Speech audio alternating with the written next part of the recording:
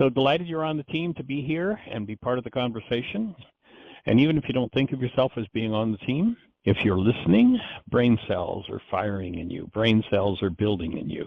And the wider and wider a field we can have those brain cells firing, you know, if somebody's listening in Timbuktu today, then the vibration, the energy today is in Timbuktu and there to support that coming into expression in people who live in Timbuktu or Timbuktu or wherever it is.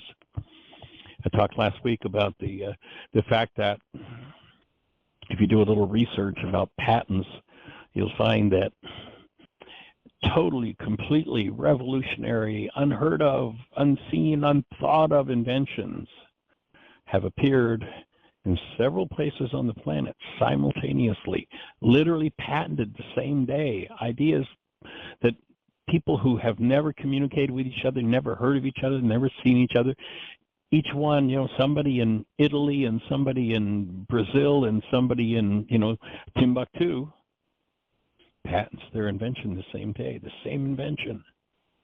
When an energy appears in the world, it becomes available to anybody who is willing to engage in it and willing to be receptive to it.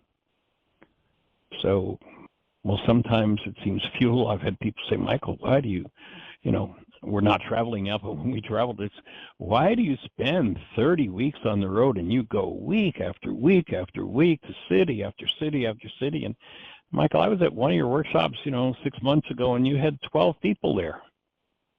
Why would you stop and talk? Because I don't know which one is the one that's going to bring the critical mass in. So we're committed to taking it anywhere on the planet, because all that has to happen is the energy appear. And if one of us, if you or I bring the energy, the new level of understanding, the new energy in, it then becomes available to everybody more easily. And each one who engages it strengthens it. Yeshua the physicist said, a little leavening leavens the whole loaf. Each one who does that piece of work, even if it seems like I can't break through, I just can't do that. It's like, okay, did you put the effort into it? Did you bring even a little piece of something new in? Then whatever you brought in is now available to the world. And while that may seem insignificant, it is not insignificant. It is of major, major benefit. Each person who taps in. So by just listening, you're bringing that energy in a strengthened way into the world. And then, of course, if you pick up the tools and you take it to a new level and start bringing your own discoveries in, and then come and share those discoveries with us, then by strengthening it, by listening, you know, we know there are people in Australia, we know there are people in Sweden, we know there are people all over the globe that are participating. And so strengthening and bringing it through. By the way, to our Australia contingent, we extend our love and our support, knowing that the next level of healing crisis is happening for you there, and know that we're just extending love in your direction, holding you in our hearts deeply, deeply, deeply, in appreciation for the work you've been doing and sharing with us over the years. So breathing with you, opening that space on deeper and deeper levels. So, Miss Jeanie, do we have anyone in the phone queue with a hand up or anything happening in the chat room? Questions for us, answers, ideas? We do have someone, and it's Lisa. I told her we tried to get a hold of her earlier to talk to her. She said she wasn't real sure how clear her voice was going to be, but she's going to attempt it. So, Lisa, you're on. Well, Lisa, delighted to hear your voice. We tried to find you this morning after we saw your post on Facebook, and hi. The number I had wasn't good, so hi. You're loud and clear. I was out driving with one eye, and it didn't even ring. I didn't hear anything. I have gotten Bell's palsy, so my speech is weird, and I'm all jacked up, and I just need everyone who's listening to help me pray it away. You sound pretty clear, Lisa. Your voice is clear. Well, my words are funny, yeah. Not here. No, you sound good. You sound better than you think. You're probably playing out of an old power person dynamic that says there's something out of place for you. But the truth is, your voice is loud and clear. I did see your face. We watched your video this morning, dear heart, and with great compassion, we're thinking about you. Thank you so much. Please text us your latest. Yeah, please text us or Facebook message us your latest number, because the one I've got, I called and it went through as though it was disconnected. So just I've had the same number for like 20 years. Yeah. So the way we attempted to call you was through Facebook. You could make a Facebook call. Yeah, that was Facebook chat. I was in traffic. So my girlfriend Regina is here. She had the real bright blonde hair. You guys met her in Mills River at some like a Unity type of church setting. Long time ago. Yeah. So she's still my bestie. So she's over here. She was listening to you a second ago, but she had to go to a job interview. But holding space and extending love. There's both of us here, right? Yes. I think back to that intensive you came to in Florida. That was such a dynamic. Everybody that was at that workshop, that was such a powerful, dynamic workshop for everybody that was there. And the piece where several people at the same time, we didn't know until afterward that was actually a Native American burial ground, that center we were at, where we were doing the still point breathing. Remember, several people had this message that came that Native American spirits were asking, can we come through your field into the light? We're stuck here. And then we found out afterward when we talked to the owner of the property, that was a Native American burial ground. So that was just awesome. And we're still in touch with Terry. Remember, Terry was at that workshop, and we talk to him all the time. Yeah, I still talk to him periodically. Sweet. Awesome. So cool. I don't know how to get a hold of Michelle. I had some questions for Michelle regarding what had happened with the whole John of God scenario, but that's actually horrible. Unfortunately, he was found responsible and liable for some sexual abuse. Crazy shit. Nobody knew, It's an old story. Yeah, it's an old story that unfortunately, if people are unresolved in their sexuality, it ends up crazy time. And so, unfortunately. Well, I have a large crystal. I have, I believe, her phone number, so I'll text it to you. Yeah. She brought me a crystal that had been blessed by him, and it's a big, huge piece that's on my front porch.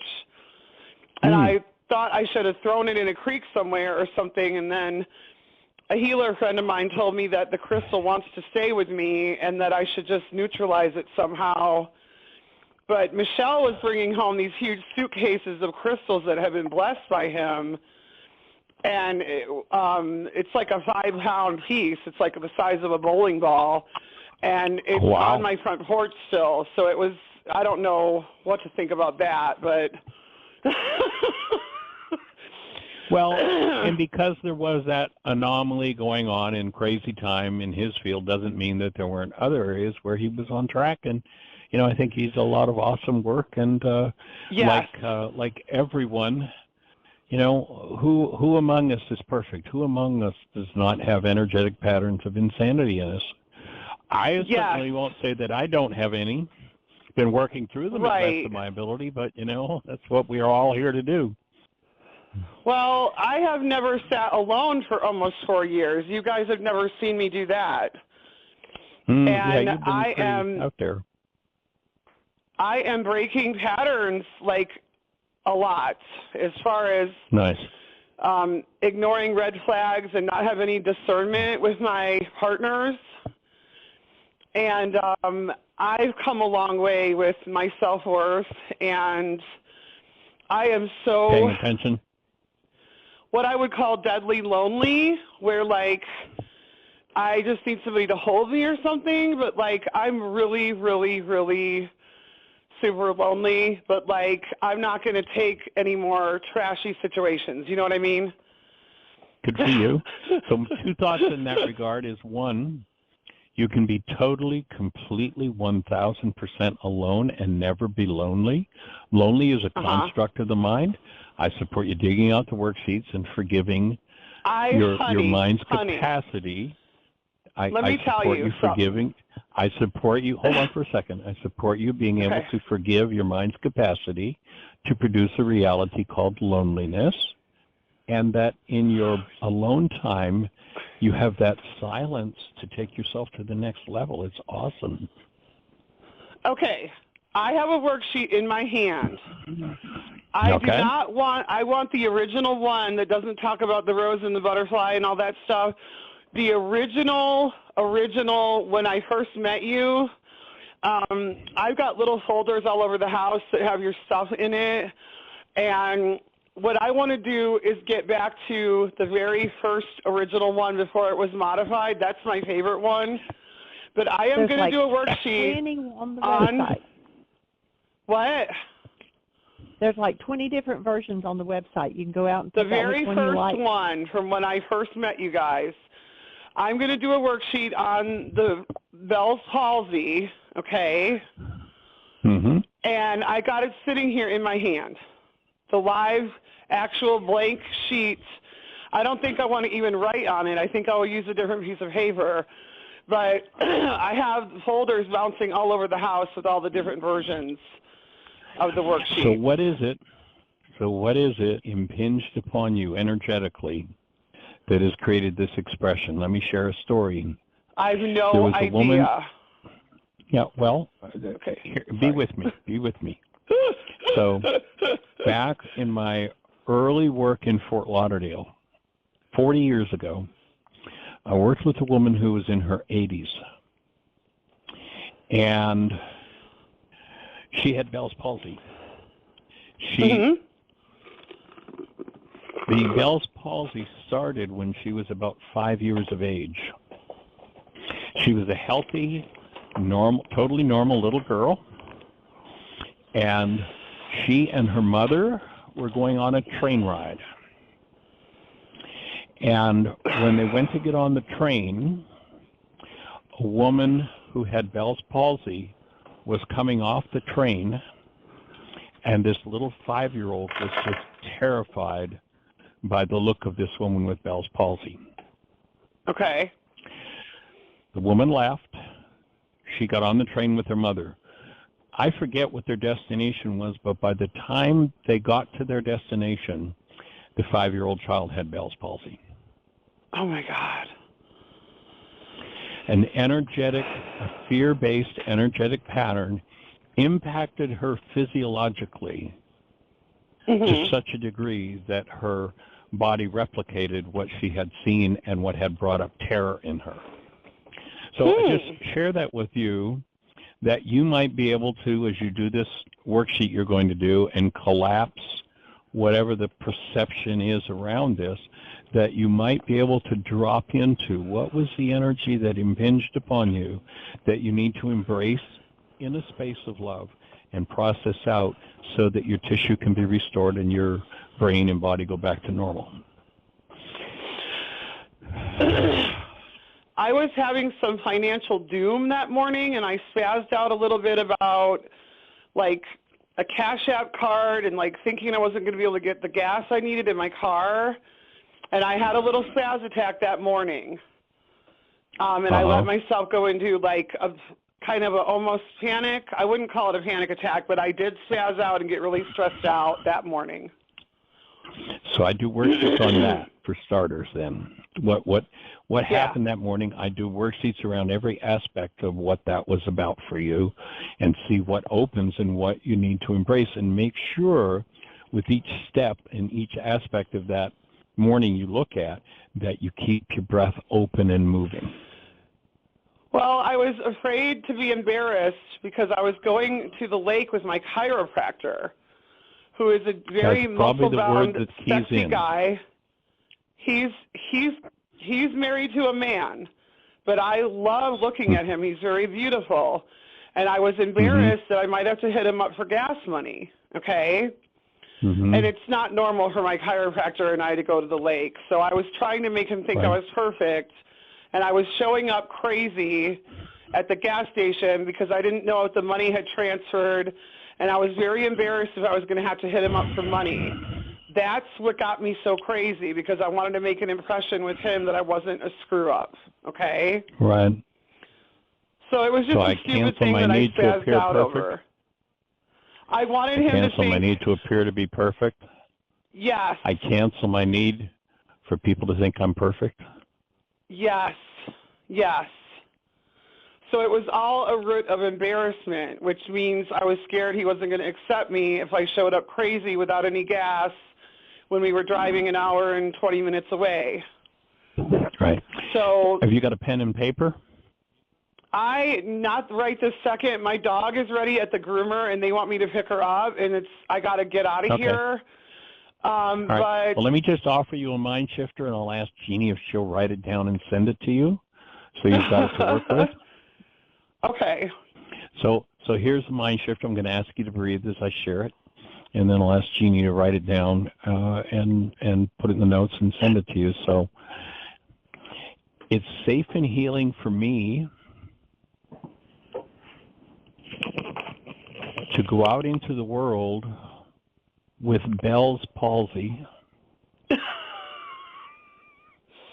and be totally, completely proud and accepting of who I am. Uh-huh.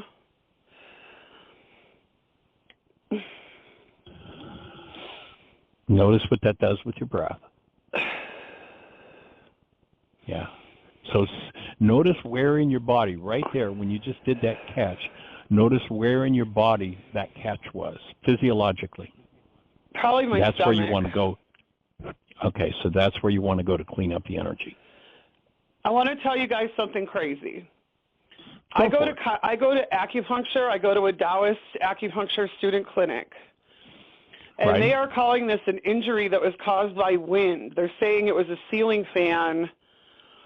All of the gurus in my life that are the most brilliant people in my life, which you're one of them, these acupuncture masters are telling me that this could have been caused by a ceiling fan.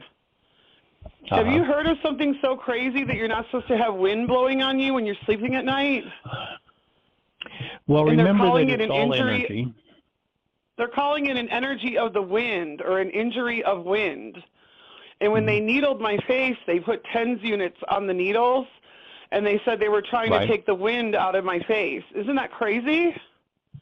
No, that's not crazy. In the East, there's this 5-element theory of healing and disease, and one of the elements is wind.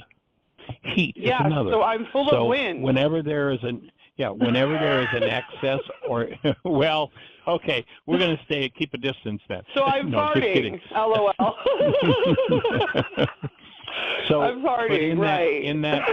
In that understanding of the elements, an excess of wind can create a disturbance anywhere in the field. An excess of that energy. It's just an energy. And so in the same, an excess of water or a deficiency on either end can create a disease process. So I would go ahead and embrace it from that perspective, receive that, and do the work on loneliness, do the work on embarrassment. And as you address each aspect of whatever that dis-ease process is, there will be recovery and healing of that energetic aspect. So they called all the bigwigs in to look at my face, like they called the big bosses in and the managers in. Right. And they all walked in, and the students told the big bosses, "We have here an injury of the wind." I'm like, oh my God. I can't believe this. What about people that ride motorcycles? What about, and now one of the students was saying that she got vertigo from sleeping with her windows open. So you're not supposed to have wind moving when you're sleeping in the bedroom? I mean, that's kind of like really horrible, horrible news, you know?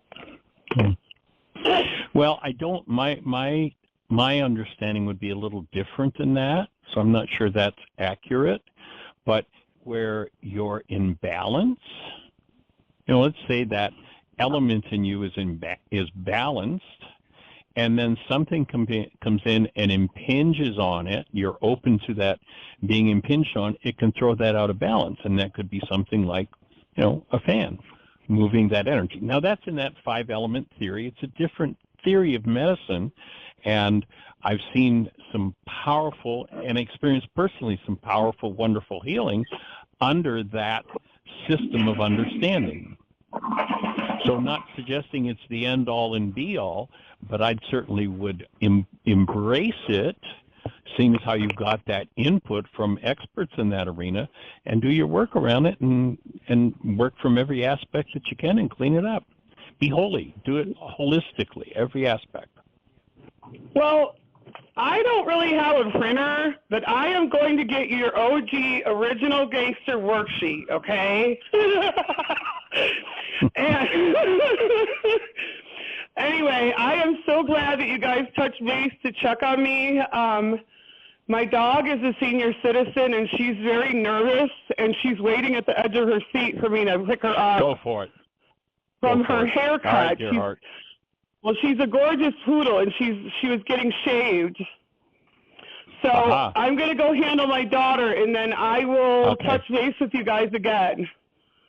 All right, Thank you so much. Appreciate you. Extending love in your direction, dear heart. Okay. Okay. Thank you. All right. Blessings. Bye. Breathing with you.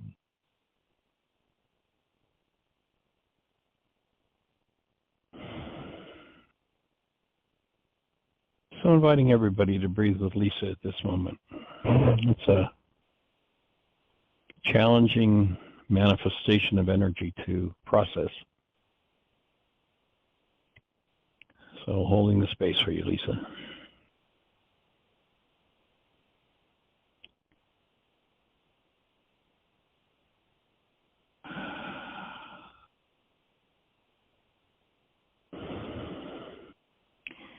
And as I breathe, I'm experiencing a pulsing on the right side of my face. Lisa, if that helps that pulse to open for you and clear up that aberrant energy to allow your face to go back to a normalized posture.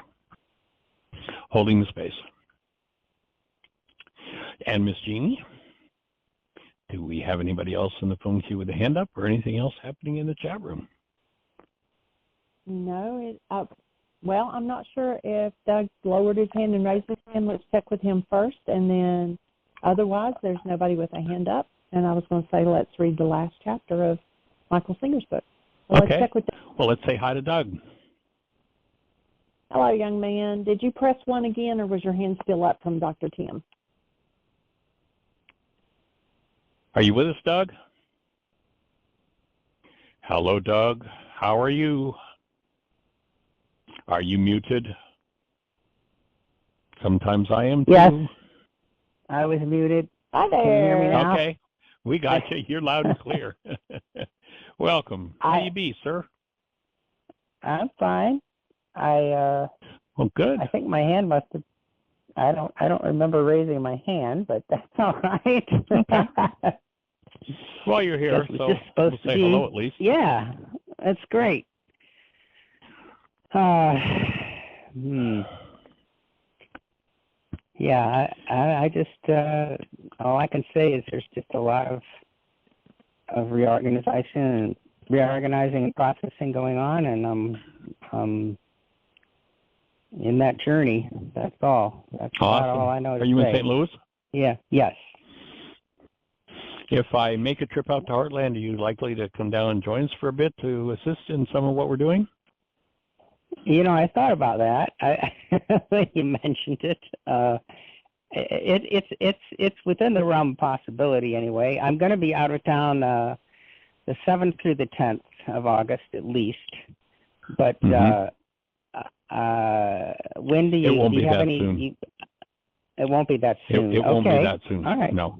So all right. I'll keep you posted. And if it works, it works. All right. If it doesn't, Please it doesn't. do. Yep. We'll see how it comes together. That would be good. All right. So many things on the plate. All right. You have a blessed one. Thank you, Michael. Appreciate. I did right. at the beginning. I just wanted to say, I was thinking about this just when you guys were coming on, and I just want to express gratitude and thanks, both of you, for all the great work you've done and that you're doing. I appreciate that. So I'm just going to put that out there since you gave me the opportunity to say hello. Awesome. And have a great day. All righty.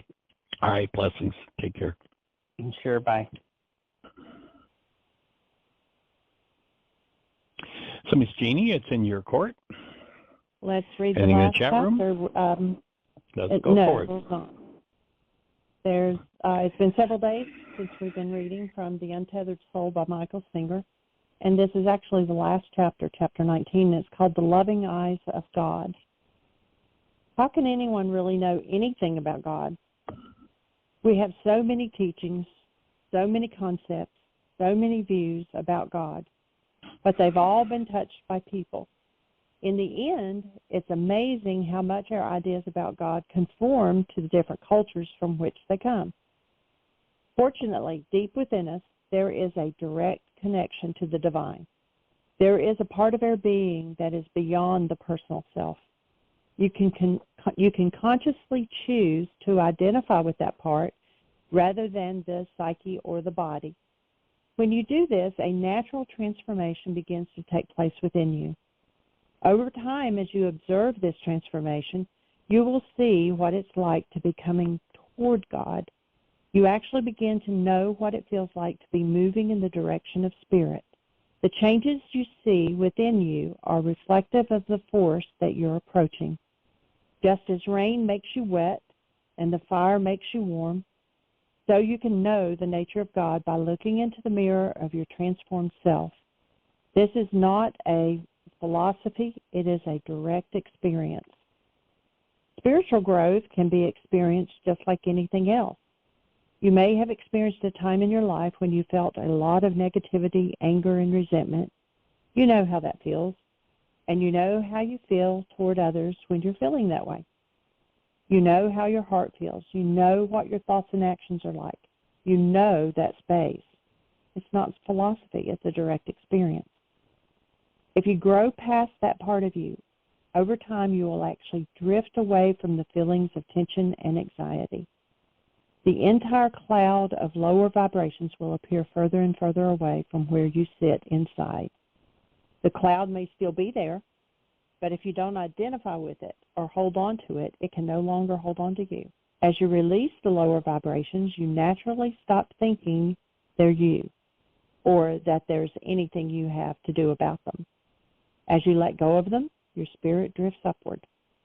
How do you know your spirit drifts upward? You know the same way that you know that you're breathing, the same way you know that your heart beats, the same way that you know that you have thoughts. You're in there. You directly experience it. What does it mean to drift upward? It's an experience of being drawn further back inside yourself. You're no longer held down to your earthly self. So you begin to feel more spaciousness inside. You feel that there's more of a distance between you and the thoughts and emotions inside of you. You drift back and then in and up. How does it feel when you drift up? Feel as much anger, fear, or self-consciousness? You don't feel resentment toward people? You don't close or get tight as often? Yes? Thanks for making that little intermission there.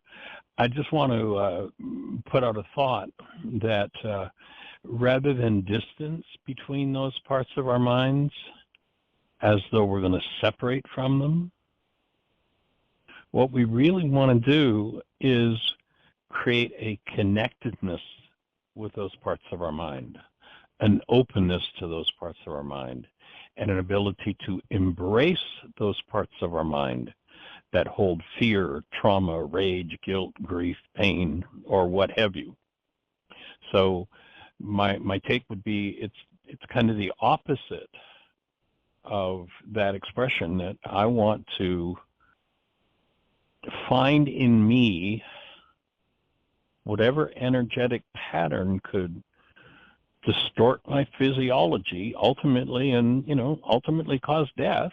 What is in my structure, what is in my genes that I most want to avoid, and then I want to reverse my position on that and look to hold the space, function as the space of active love, and embrace that part of me, access that part of me, come into direct relationship with that part of me, so that when I bring it to the space of active present love, it dissolves and I'm freed of it.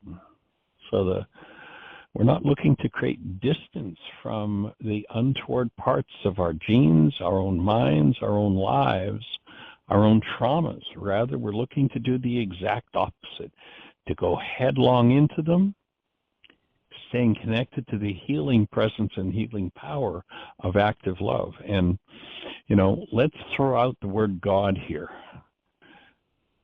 As he's talking about God as, some kind of, what are you going to do about it, mysterious, blah, blah, blah. No, there's no mystery about God. Let's look at what the ancient teachings tell us. It's really simple and straightforward. God is love. People can deny God, the existence of God, all of that, but everybody has had at least some kind of taste of the active presence of love, and therefore they've tasted of God. They may have rejected it, but they've tasted of it. I remember back several years ago in St. Louis, there was a gentleman who was, and his wife, he was actually for 20 years a prosecutor, large, very well-known law firm in St. Louis, and he was a prosecutor for St. Louis County. And he was also, and I don't remember exactly what his position was, but he was engaged at a fairly high level in the Catholic Church there.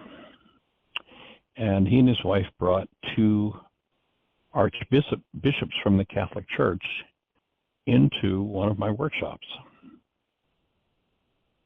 And after the workshop, I overhear these two archbishops. I mean, you're archbishop in the Catholic Church, you're pretty high up there. You're supposed to be like, you know what's going on. That, if you're not familiar with that hierarchy, that's a step above a bishop.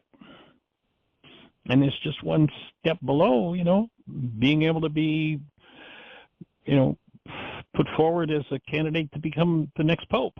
So it's pretty high level. And the conversation after the Why Is This Happening to Me Again workshop between these two archbishops was, could it be that this Michael Ryce is right? It's as simple as God is love? And all we need to do is claim our human lives as love? And my offering is, yes, it's that simple. That's why, and Lisa, if you're still listening, the first step in the worksheet now, and it wasn't so back in that one you're looking for that you liked so much from years ago, point is to proclaim who you are. So the first step in the Why Is This Happening to Me Again forgiveness reality management process now is you fill in the blank, I, and you put your name, who am love, to proclaim and embrace who you are, because you are literally the offspring, the expression of God, of love. Literally, that's who you are. And somebody's convinced you of a lie, and all you need to do is forgive the lies and reclaim the truth of who you are, and the insane game is over. The pain game is over. But there's so many intricate lies, so many intricate thought disorders we've been fed about how we're broken, how we're bad, how we're sinners, how all of that garbage goes down. And how we've been trained to proclaim that as our truth, that we're broken. I remember back several years ago, Jeanie and I were in Fort Lauderdale, and we had been invited by someone to go to a church that it wasn't one we would normally go to. It was a large televangelist group, thousands of people, thousands of members. And I can remember sitting there the day we went and attended this church service, and it just happened to be a day where they were bringing a number of children on board to become members of the church. And it was absolutely disgusting and appalling. Because in order for these little kids, and I'm talking about kids, I don't remember exactly their age ranges, maybe 7 or 8 to 15, but each one of them, in order to enter into membership of this large televangelist, well-known organization in Fort Lauderdale that was supposedly about the teachings of the man named Yeshua, every one of them had to start out by proclaiming themselves not to be love, not to be the offspring of God, but to be sinners. That's what they had to say in front of thousands of witnesses. If when 2 or more are gathered, an energy is solidified, what do you suppose when little kids proclaim with 5,000 people watching and joining them in mind energy that they're sinners? What do you suppose is going to rule and govern their lives but insanity, mass insanity and mass hypnosis? It's time to get rid of that insanity. Every morning, start your morning out. I, Michael, who am love. I, Jeanie, who am love. I, Terry, who am love. I, Lisa, who am love. Start with that proclamation and let that mind shifter resonate whatever's in you that's unlike love and begin to embrace it and literally forgive it, remove it from your structure. Not let somebody off the hook because they implanted that in you. That's not forgiveness. Yes, you may choose to pardon someone who implanted that insanity in you. Never forgive them. Never forgive anyone for anything. But forgive continuously and forgive as to the insane mind energy and ideas and identities that we've been forced to take on from the world, or accidentally fell into, or maybe just made up out of our own fantasies. Be willing to embrace them in love and free ourselves from them. Because there's no mystery about God. We've all tasted the active presence of love. And when we did, tasted the truth of who we are. And we tasted the truth of God.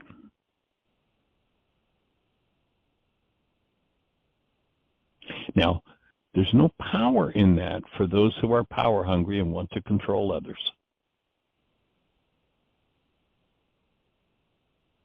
Kings likely won't affirm the truth of who you are, because what kings want are good soldiers, and you'll notice how much of the verbal language is being put out about from the supposed theological circles about being warriors and, you know, a warrior for Christ. I mean, heck, about insanity. That's an oxymoron. You can't do war and be in the mind of the active presence of love. You can't put those two things together in one sentence. Embrace the lower energy in the presence of love and dissolve it. That's the act of forgiveness. And it is those energies and those energies only that can ever destroy or kill you physiologically. That's how we made death up. Remember, the ancient scriptures tell us, with man, death began. Every time we point that death energy, that hostility or fear towards somebody, projected into our brain's image of somebody, we are moving ourselves toward death. We want to reverse that habit in humanity. And with love, embrace anything that we hold, any energetic pattern that we hold that is less than the truth of who we are. So let's eradicate the mystery of God. No mystery. Real simple. Is love present? Remember, they talk about, your temple is the temple of love, of God. Nothing mysterious about it. But of course, if you can convince people it's a mystery and it's too far away and you'll never understand and you'll never experience it, then you can keep people out of the truth. It's time to give up the lies. You and I are made of literally God stuff of love. That's the truth.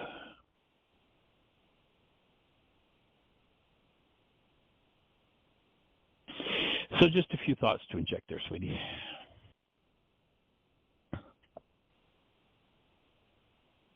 Just a little more red, maybe. We've got 5 minutes. Say it again.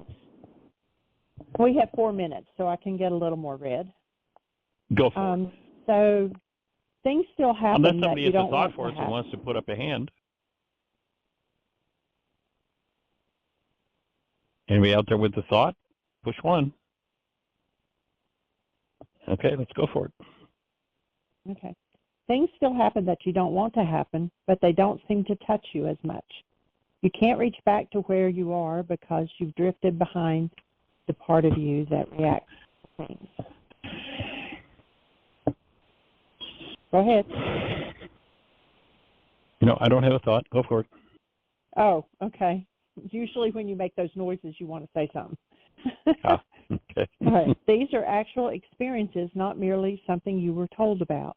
It's just what naturally happens when you let go of the lower vibrations of your being. You drift in and up to the deeper vibrations. Where are you going? Even if you have no basis for understanding what is happening to you, you're still having the undeniable experience of going somewhere.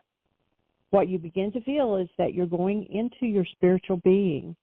As you associate less with the physical and psychological parts of your being, you begin to identify more with the flow of pure energy. What does it feel like to identify more with spirit than with form? You used to walk around feeling anxiety and tension, and now you walk around feeling love. You just feel love for no reason. Your backdrop is love. Your backdrop is openness, beauty, and appreciation. You don't have to make yourself feel that way. That is how spirit feels. If you were asked how the body normally feels, you might say that it's generally uncomfortable about one thing or another. How about your psyche? If you were being totally honest, I'd probably say that it's generally full of complaints and fear.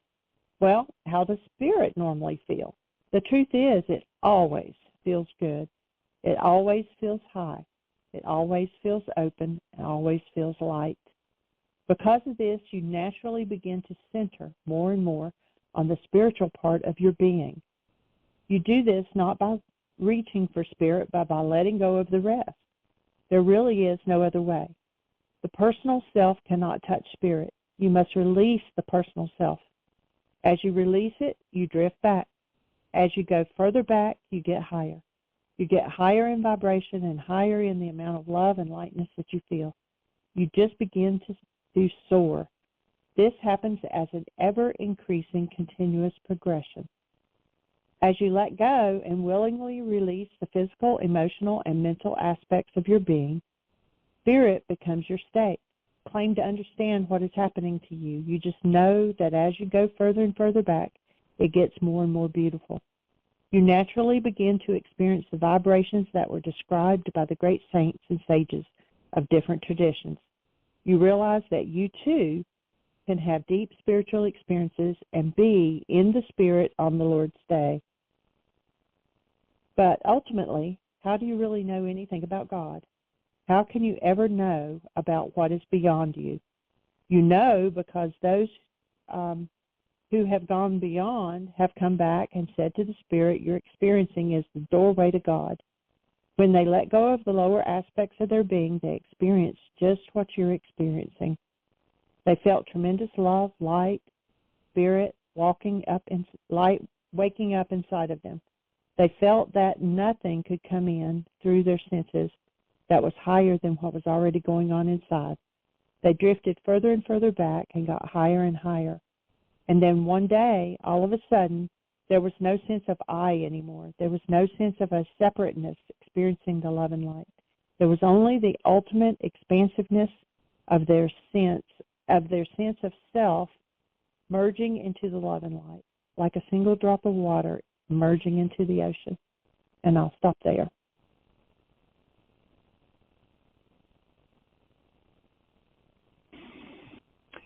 All right. Well, everybody, we are honored and delighted that you joined us today once again, and ask you to take the shows that make an impression on your life and go to the website, catch the link, share it with somebody, and extend the conversation further and further around the globe. In the meantime, have the best year yet of your eternal life.